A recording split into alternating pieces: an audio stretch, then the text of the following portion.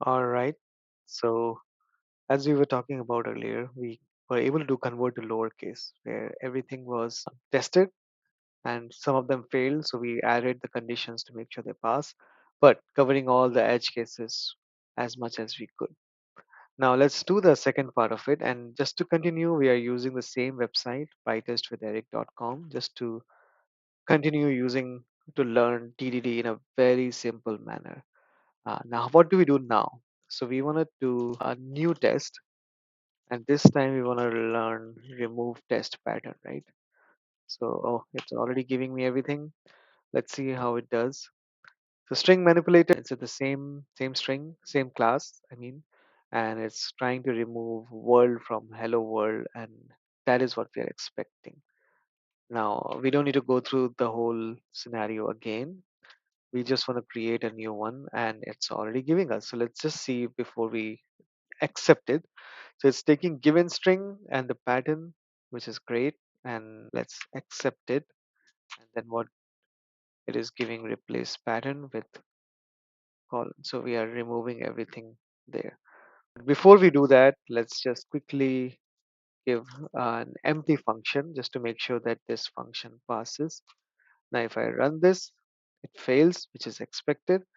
Bring this statement back into reality, it passes. Fantastic. So now we suddenly have everything running. But that was a working scenario. Now, how can we add more scenarios, right? So let's add more test cases. Oh, okay, Copilot is on it. So it's giving string manipulator result empty string, and it's expecting result to be empty string. Now that's great. I can take it, and if I do it right now, it passes, which is awesome. But what if that is not what I expect? I don't want the user to give an empty string. So then I can give string or cannot be empty. Let's go with what Copilot wants. And then when we run this test, it will fail because that wasn't what we are expecting.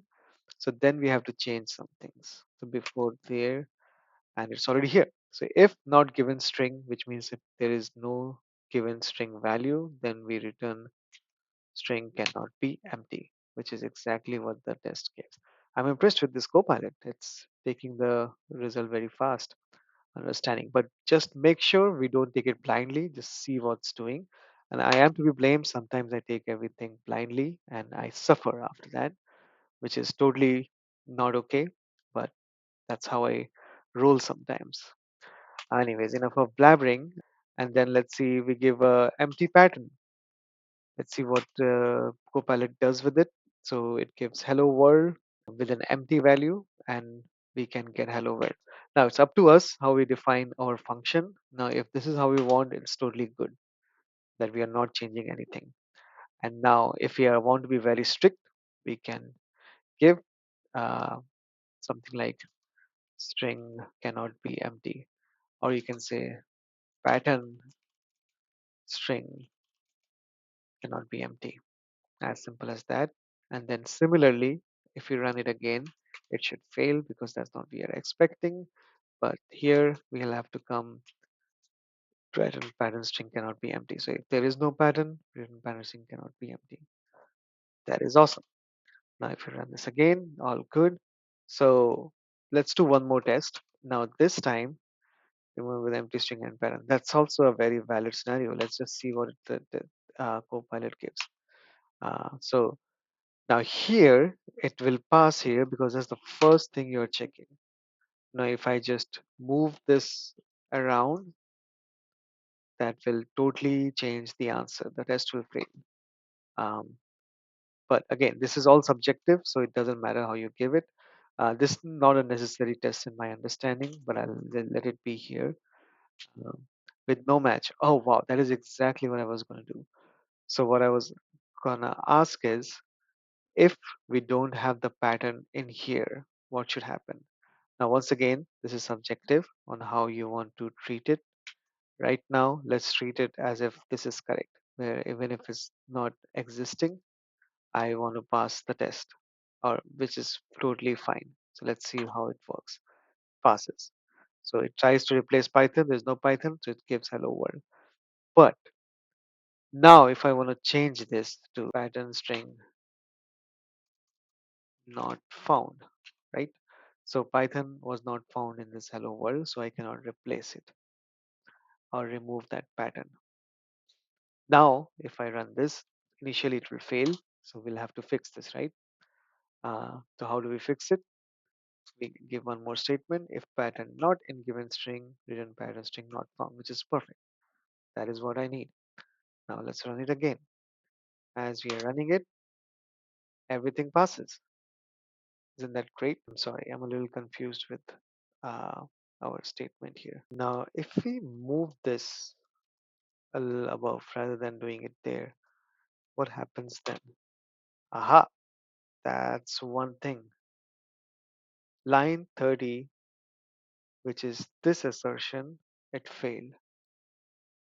So that is good. That is good. So I just moved that test above there, which means that we all also found that earlier. So it's the same scenario here.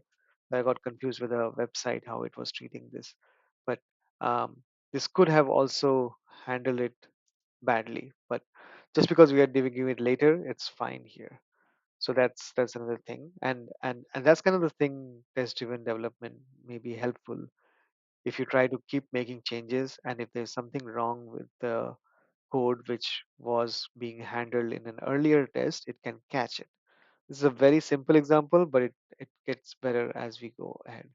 So that's all for now. I will stop this recording, but hopefully you'll learn more, and I would recommend that website to just get started. And there's more. If I just show you here, there's more you can learn from it. The benefits when or like what are the what are the benefits, drawbacks, and limitations of TDD, and when you should be using it and everything. So feel free to take a look at it. I recommend the site for beginners, and then next time we'll do something new with PyTest and see what we can do.